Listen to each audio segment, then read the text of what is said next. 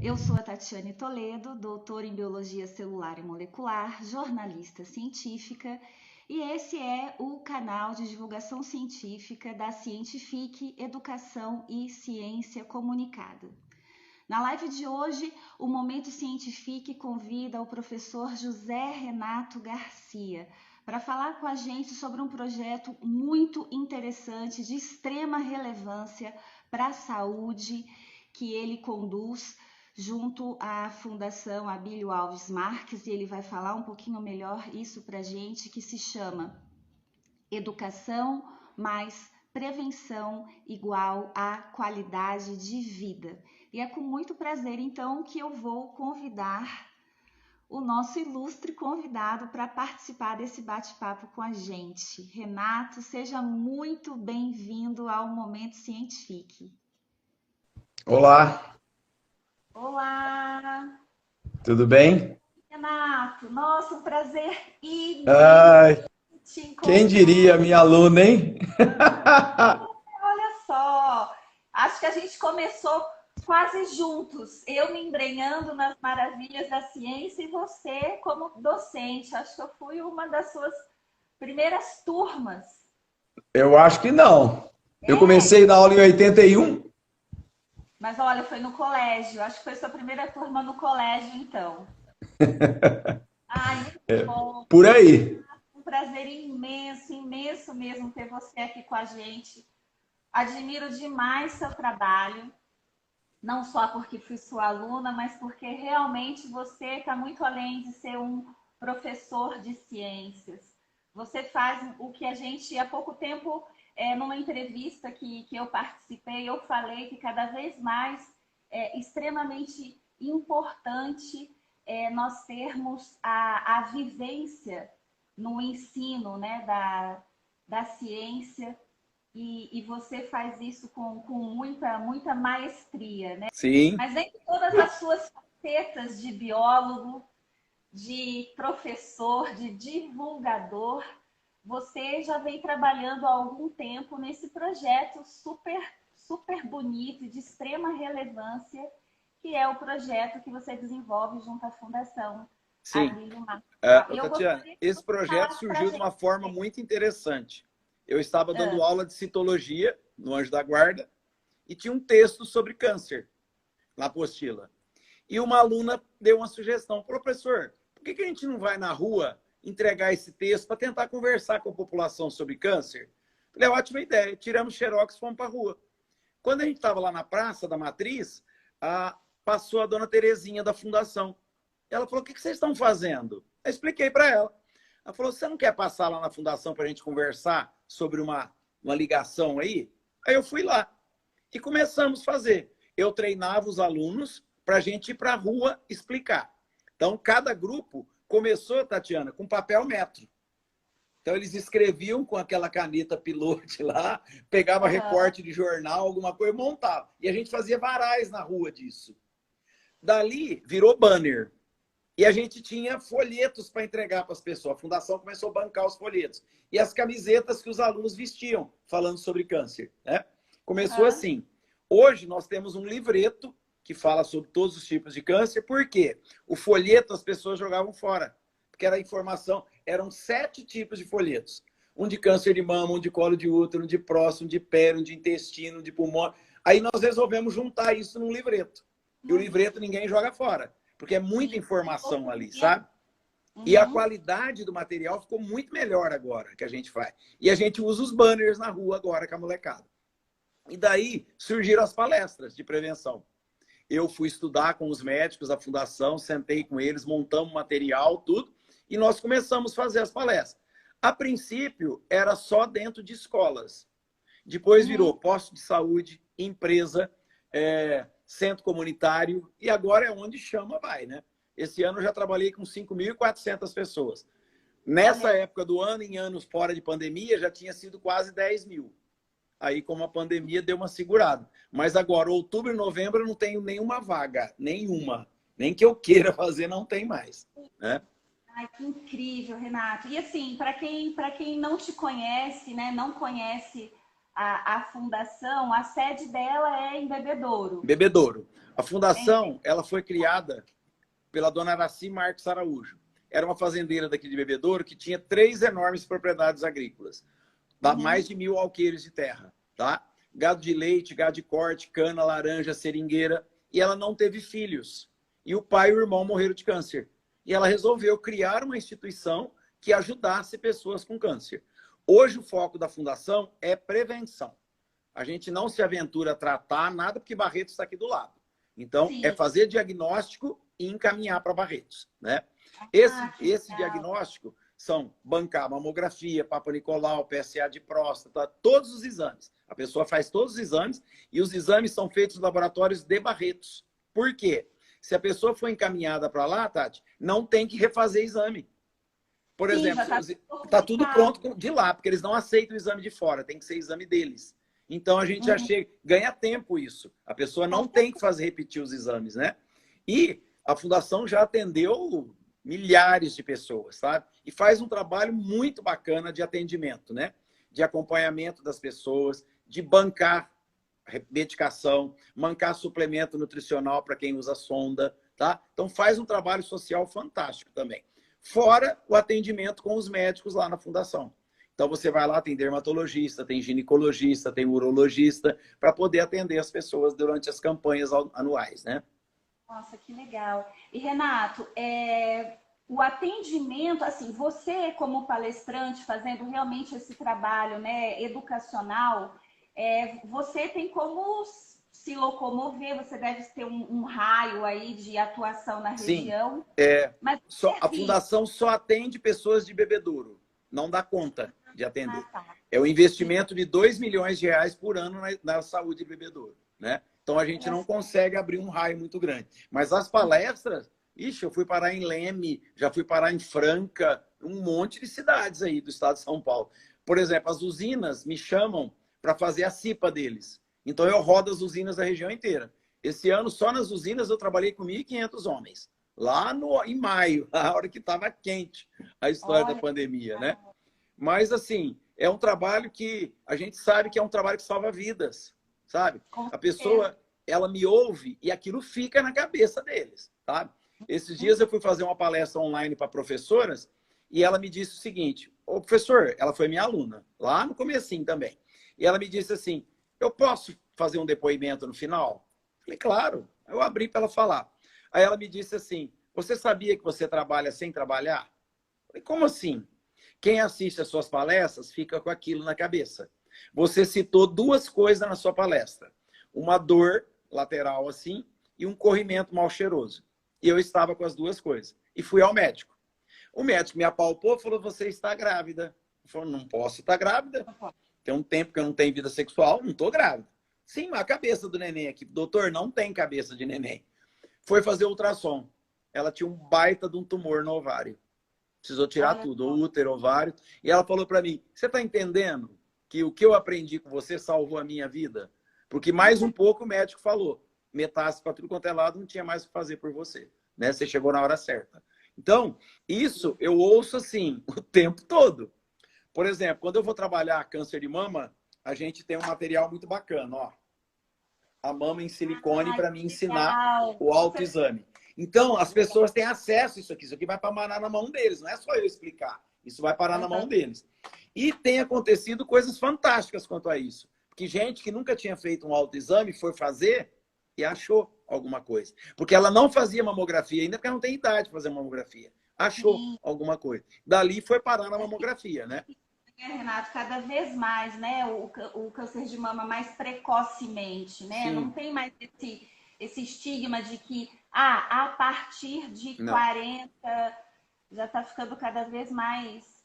Quando nós começamos esse projeto, Tia, há 18 anos atrás, a pessoa mais jovem em Bebedouro com câncer de mama tinha 35 anos. Ano passado, 2 anos atrás, ela tinha 18 anos. Então, mudou as coisas. Então, as pessoas, por exemplo, tem lugares que a gente vê, não, autoexame é bobagem, tem que ser mamografia. Mas a pessoa não tem acesso ainda a uma mamografia. Ela não tem. Então, ela precisa conhecer o próprio corpo. Às vezes, eu vou num posto de saúde, estou fazendo a palestra, eu olho na plateia a hora que eu estou explicando, aquilo está assim, em pânico fazendo. Porque nunca fez, nunca ninguém ensinou. tem dia certo, tem forma de fazer certo, tem um monte de coisa. E eu coloco no slide o que ela vai procurar. O que ela tem que procurar? São 12 coisas. Todo mundo só lembra do caroço. Esquece o resto. São 12 coisas para olhar. E um conhecimento que é muito difícil para as pessoas. Saber que homem tem câncer de mama. A maioria das pessoas não sabe disso. Não sabe. Tá? E nós já tivemos vários casos aqui. Muito pequeno, não é uma doença exclusiva das mulheres. Sim, né? sim. É pequeno. A chance é muito pequena. Ainda mais, nós atendemos um adolescente com 16 anos em Bebedouro, com câncer de mamilo. E assim, demorou um ano para procurar socorro, porque a mãe não achava que aquilo ali...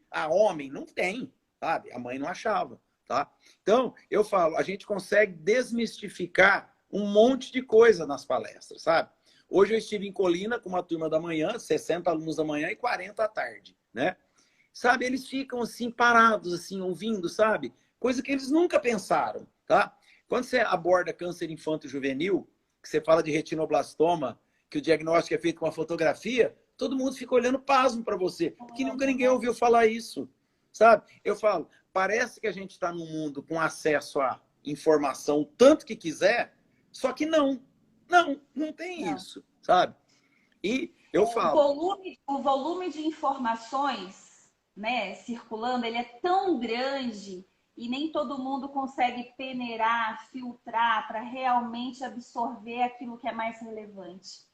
E é interessante o seguinte, quem são os meus alunos já trabalharam comigo nas campanhas de rua, sabe? Então, é aquela menina que chega em casa e fala assim, pai, essa pinta tua tá esquisita. Ó, essa pinta... Vai no médico, pai, tem alguma coisa estranha aí. Ó, ela tá uma metade diferente da outra, as bordas... Ela sabe a sequência inteirinha, sabe? Então, a gente vê, é um plantio que dá retorno, sabe? Com certeza. O conhecimento retido, ele não tem valor. Não. O conhecimento tem que ser compartilhado, disseminado. Em relação ao câncer de mama, para a gente ficar... porque assim, é tanta coisa, né, que você faz, são tantas palestras, mas para aproveitar que a gente está, né, no Outubro Rosa, que a gente tem essa campanha como sendo a majoritária, né, dentre todas que precisam ser feitas, o câncer de mama certamente é um dos cânceres de escolha nesse trabalho de prevenção. Sim. Ele é de escolha porque é o câncer mais comum nas mulheres, né? Então, tem que... Carro-chefe. Próstata, mama e intestino. São os que mais tem, né? E as pessoas têm que ter clareza quanto a sintoma, exame diagnóstico, formas de tratamento e como evitar. Elas têm que ter noção disso. Essa é a base do meu trabalho. Eu levar informações dentro desse parâmetro aí, né? E o mais interessante é que você acha que as pessoas sabem, mas não sabem. Não sabem. Parece que tem hora que eu me sinto meio ET, sabe? Porque eu falo, meu Deus, as pessoas não sabem disso. E não sabem. E não sabem, tá? Principalmente o adolescente. Porque geralmente eu trabalho com o 8º ano para frente. Eu não pego os pequenos para fazer o trabalho de prevenção de câncer. Porque tem umas imagens que pode chocar o pequeno. O 8º ano, ele começou a estudar corpo humano já. Então, ele tem noção daquilo que eu vou falar ali. Os pequenos, não, tá? Então, esse trabalho é voltado, basicamente, 8º, 9º ensino médio, né? Então, esses alunos estão lá presentes na palestra nesse momento. E, assim, tem uns que a informação é básica, é raso demais da conta, tá? Até para entender o que eu estou falando. Então, eu tenho as maquetes, tudo ali. Eu tenho uma mesa inteira de maquetes, uma maquete para câncer de intestino, para câncer de pulmão, câncer de fígado, eu tenho uma maquete para cada um. A gente conseguiu comprar na internet isso com a fundação, né? As maquetes que eu uso de corpo humano, de aparelho reprodutor masculino e feminino, elas vieram da Alemanha. Elas são aquelas que têm imã, sabe? Não tem parafuso nem nada. Você encosta assim, você precisa saber que espetar. É material que é usado em faculdade de medicina, essas maquetes que eu uso, sabe? E assim, é claro demais para o aluno ver. Eu levo uma sonda para explicar como é que passa uma sonda quando tem câncer de próstata, não consegue fazer xixi. Então, eu levo... Esse trabalho, Tati, também está relacionado ao tabagismo. Eu tenho que mostrar a influência do tabagismo dentro do câncer. E outras doenças também. Então, eu tenho maquete de vaso sanguíneo com as placas de colesterol. Então, tá ali para o aluno ver, sabe? E eles ficam impressionados de ver tudo isso, né? o vivenciar, a contextualização da ciência é irrefutável. Não há como a pessoa não se envolver. Sim. Você que já falou do trabalho da Fundação, dessa questão de prevenção. Vamos falar só pontualmente algumas mensagens bem importantes para a gente passar a respeito do câncer de mama. É importante, Tatiana, a gente falar os grupos de risco, né? Quais são os fatores que levam o risco maior para você? Uhum. Basicamente, eram 6 fatores. Hoje a gente tem mais um, né? A gente fala sempre sobre, primeiro, obesidade, genética familiar, nunca amamentou na vida, só amamentou depois dos 35 anos de idade, está fazendo terapia de reposição hormonal de menopausa, que aumenta o risco, tá? E as pessoas não têm noção de uma coisa, a puberdade precoce, que virou uma coisa comum hoje em dia. As meninas se tornam expostas aos hormônios femininos muito cedo, né? E os pais, Tatiana, precisavam ter uma informação que eles não têm sobre os sinais que a puberdade precoce dá, que dá para barrar. Se entrar com a medicação, dá para barrar, né? Só que os pais não têm essa informação. Então, por exemplo, apontou os mamilos na menininha de 8 anos de idade. Apontou pelinho pubiano, corre para o médico. Os pais não têm essa informação, sabe? E eu falo isso nas palestras. Falo, ó, gente, tem que ficar de olho nisso. Apontou, corre para o médico, tem como segurar. Senão a menina não cresce mais depois, né? E isso vai ser um problema, porque ela tem 9, 10 aninhos numa classe que só ela está vivendo isso, mas ninguém, tá? Não é fácil para a mulher isso daí. Eu já cheguei a socorrer professoras que a menina estava em pânico dentro da sala, que veio a menstruação dentro da sala com 8 anos de idade. E ela estava em pânico, tadinha. O que é sangue para uma criança? Machucado, ferimento, né? É tenso para ela, né? Então, os pais precisam ter noção disso. Outra coisa importante, além de ensinar o autoexame, apertar mamilo para ver se não tem sangue, não tem pus, mão aqui, apalpar a axila, porque é o primeiro lugar que o câncer de mama vai, né? Aí eu vou explicar depois para ele os tratamentos, né? A radioterapia, a quimioterapia, a cirurgia, os tipos de cirurgia que tem, o que é o esvaziamento de axila, por causa do comprometimento de gânglio, né? Então, você dá um aspecto muito amplo. E cada aluno desse vai embora com um livreto na mão da fundação. Para ele chegar em casa e sentar com os pais e conversar com os pais sobre aquilo ali. Porque os pais estão na idade dos exames já, né? Então, o foco do câncer de mama é mostrar os sintomas. Então, por exemplo, endurecimento da mama, de uma hora para outra. Feridas em volta do mamilo, tá? Apertou o mamilo, pus o sangue, tá? Outra coisa importante que as pessoas não sabem, né? O mamilo pode afundar, ele vai para dentro, tá? Em alguns casos. Pele grossa, fica parecendo furinho assim, parece pele de laranja, parece a casca da laranja, cheia de furinhos. Eu fui dar uma palestra de Pitangueiras e eu vi no olhar daquela funcionária da escola que aquilo assustou ela. Ela ficou preocupada, com o olho assim. Acabou a palestra, eu procurei e falei, o que aconteceu? Eu vi que você ficou preocupado. Ela falou, a minha mama tá igualzinha àquela que você mostrou, com os furinhos. Eu falei, mas você não foi ao médico? Não, eu achei que é porque eu estou envelhecendo, que isso era normal. Eu falei, não. Então, essa é a informação básica que as pessoas não têm. Tá? Então, o que acontece? A gente andou pesquisando pela Fundação outro projeto igual a esse no Brasil. Não existe, Tatiana. Olha que loucura. Num país desse tamanho, não existe ligação de educação com câncer. Eu conversei com o pessoal do Hospital do Câncer de Barretos e eles falaram para mim, não tem quem assume. Eu falei, como assim? Quando o médico vai, uma coisa que eu me preocupo muito, a linguagem que eu uso tem que ser uma linguagem popular. Não adianta eu falar de paciente oncogênico, não adianta eu falar... Não, eu tenho que falar câncer. Eu estou falando com uma população que muita gente ali, às vezes quando eu vou num postinho numa empresa, eles não têm o fundamental ainda. Então, não adianta eu ficar inventando termo técnico, tá? Nem botar umas imagens horrorosas lá. Eu não posso fazer isso, tá? Eu vou assustar e não vou educar, né? Então, eu tenho cuidado com as imagens que eu vou mostrar. Eu tento ser muito claro na linguagem que eu vou usar com essas pessoas. Por quê? Para elas levarem uma informação para casa. Ela vai sair dali com uma informação segura e concreta. Porque senão, não vale a pena. Eu vou ali e falo um monte de coisa que ele não vai entender nada, tá? Então, tem que ser uma linguagem bem simples e acessível, né? Claro.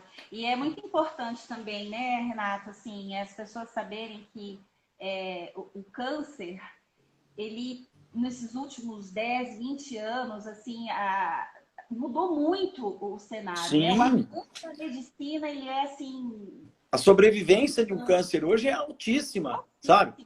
E eu começo a palestra... Mama e próstata, então, né? Sim, Nossa. sabe? Descobrir no comecinho é mais de 80% de chance de sobrevivência.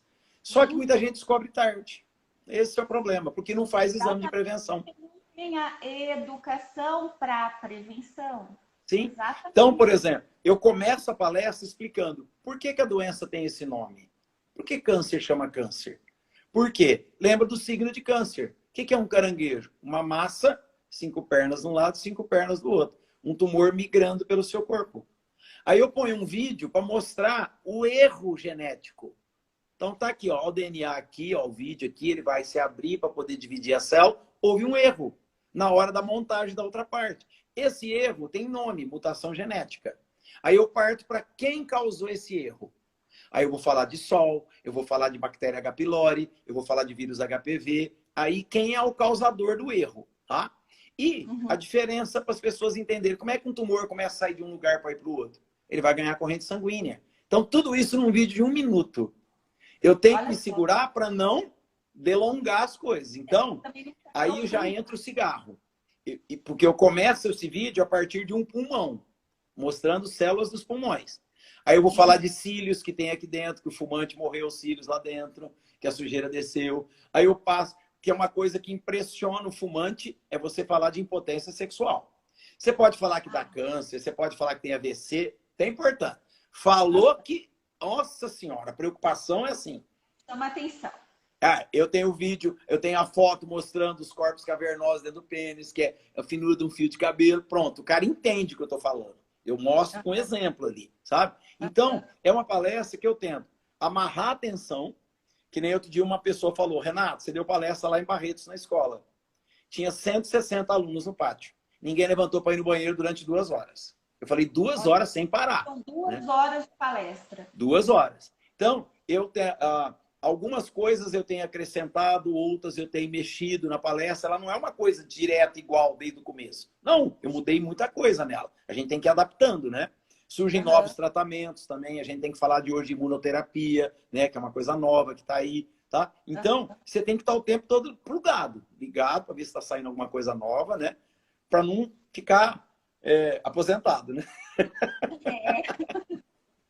A ciência é extremamente dinâmica, né? Então, a gente tem que acompanhar esse dinamismo, tá sempre mantendo atualizado.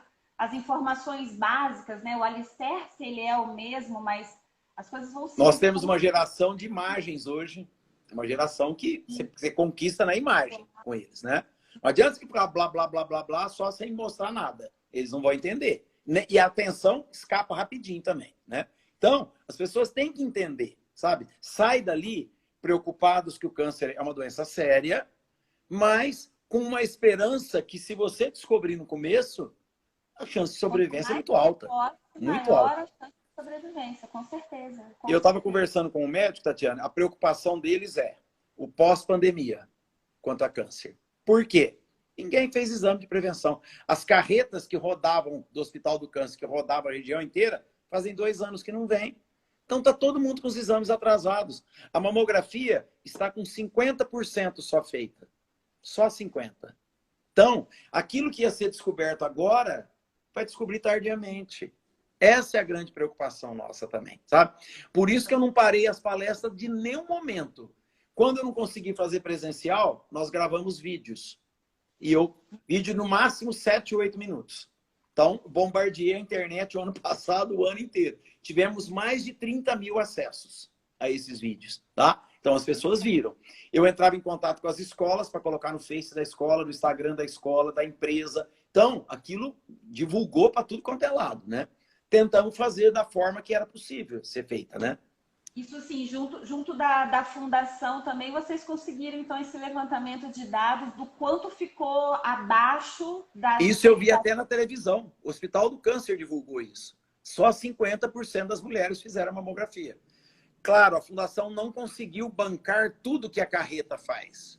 Mas a gente fez várias campanhas ao longo do ano para as pessoas fazerem os exames também, né? Poxa vida, hein? Não, nós vamos viver um período muito difícil já já, viu, quanto a câncer. Você vai ver. Por quê? Ficou tudo sem exame. Ninguém fez, porque, por medo de ir ao hospital, por medo, ou porque não tinha opção. Não tinha opção da carreta. Não tinha. Hoje, a carreta responde por quase 70% das mamografias da região. Quer dizer, olha isso. Quem foi lá em Barretos fazer? Temos noção de quantas cidades, mais ou menos, Renato, são? Que a carreta atende? Vixe, bastante. Né? Ela não atende, por exemplo, de Pitangueiras para frente, porque aí Ribeirão atende lá. Barretos, a regional de Barretos é atendida inteirinha. Terra Roxa, Viradouro, Bebedouro, Monte Azul, tudo, a região inteira aqui é atendida, sabe? A carreta vem e fica uma semana aqui na cidade, 10 dias. E vai mudando os bairros, vai no bairro tal, vai no outro bairro, vai no outro, e vai atendendo todo mundo. Aí faz mamografia, Papa Nicolau, PSA de próstata, faz todos os exames. Tem um dermatologista lá para olhar na carreta também. Então, faz um trabalho fantástico. Só que 2 anos paralisado. Né? Nossa, hein? Vamos ver o que nos aguarda. É o que nos aguarda. Essa questão da pandemia. A gente tem, né, os índices... Eu tenho aqui, acho que de 2020, né? Ó, câncer de mama, isso no site do INCA que eu vi. 2020, a gente 29,7% dos cânceres de mama em mulheres era relacionado a câncer de mama. E são números, um número bem maior do que o de 2019. Sim. E outra coisa interessante que a gente tem que... 7%, se não me engano. Outra coisa interessante que a gente tem que ficar de olho. Hoje, a perspectiva é 1 mulher em cada 10 terá câncer de mama. É altíssimo isso. Homem é 1 em cada 6 próstata. Por quê? Estamos envelhecendo, estamos vivendo mais. Então, a chance aumenta, né?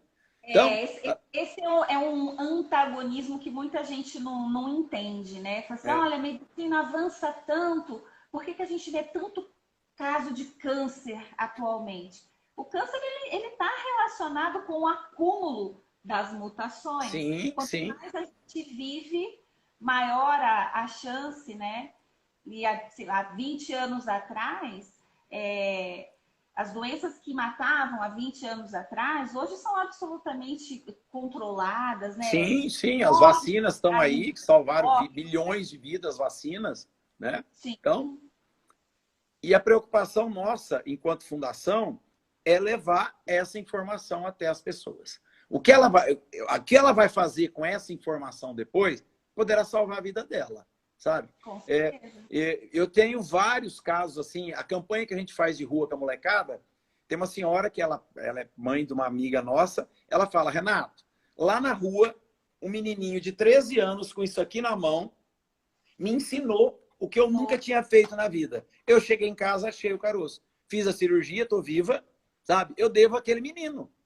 Aquele menino hoje está fazendo medicina, está formando esse ano, sabe? Eu descobri quem era, fui atrás, descobri, ela me contou mais ou menos como é que ele era. Ele estava com a camiseta da Paideia, eu fui lá naquele ano que era o filho do Dr. Caio. Então, hoje ele está fazendo medicina, está se formando agora. Um menino fantástico também, tá? E o trabalho que eu faço também nas palestras, tia, é tentar mostrar para as pessoas a importância de se fazer um cadastro para ser doador de medula óssea. Nossa, então, isso é outra coisa. É outra ponta do iceberg que eu corro atrás, para poder convencer as pessoas a fazer. Bebedouro nunca batia a meta de cadastro. Depois das campanhas, Bebedouro explode no cadastro. Bebedouro cadastra a gente pra caramba. E as pessoas entrando em contato comigo. Um assunto muito importante para ser desmistificado. As pessoas, elas temem muito, né? E é algo assim, claro, não é indolor, não é absolutamente sem algum incômodo, mas é algo tão simples e de tanta relevância. Para você ter uma ideia, eu tenho uma ex-aluna, Monique, está no 4º ano de medicina, e quando eu ia buscar meu filho lá na escola, ela estava lá na porta com as apostilas de cursinho na mão, 3 anos de cursinho. Só que ela nunca abriu mão do sonho de ser médica. E ela estava lá segurando as apostilas, eu parava o carro, olhava para ela e gritava, Monique, levanta essa cabeça, doutora, você vai ser médica. E eu falava isso para ela. Há uns 4 anos atrás, ela me ligou gritando no telefone numa festa. Eu falei, Monique, já fiquei sabendo. Você passou entre as 10 primeiras, ganhou uma bolsa de estudos integral na UNAERP em Ribeirão. Olha que Ela legal. falou assim, mas não é isso que eu vou te falar. Eu falei, como assim? Tem notícia melhor que essa? Ela falou, tenho. Você lembra que eu explicava leucemia na rua? Eu falei, lembro. Você dava um show de leucemia, com uma bacinha na mão, assim, mostrando os ilíacos, que ali dentro era medula óssea e tal, né? Ela falou, então, professor, quando eu fiz 18 anos, eu me cadastrei para ser doadora de medula. Hoje eu recebi um telefonema. Eu sou compatível com uma criança de 4 anos da Suíça. Eu vou doar minha medula. Eu falei, não acredito. Sério? Falou, sério. Eu falei, eu posso ir na tua casa pra você me contar o processo, tudo direitinho, que você vai viver lá dentro do hospital? Ela falou, não, amanhã eu tô em casa. E o dela foi punção, né? Eu fui lá, ela foi me buscar no portão, falei, não, fica deitado. Ela falou, não, tá dolorido, mas eu faço tudo o que eu quero. Segunda-feira eu tô na aula, era quinta-feira. Bom, passou 4 anos. Esse ano, no começo do ano, ela me ligou gritando no telefone. Falei, pelo amor de Deus, só falta você estar doando de novo, né?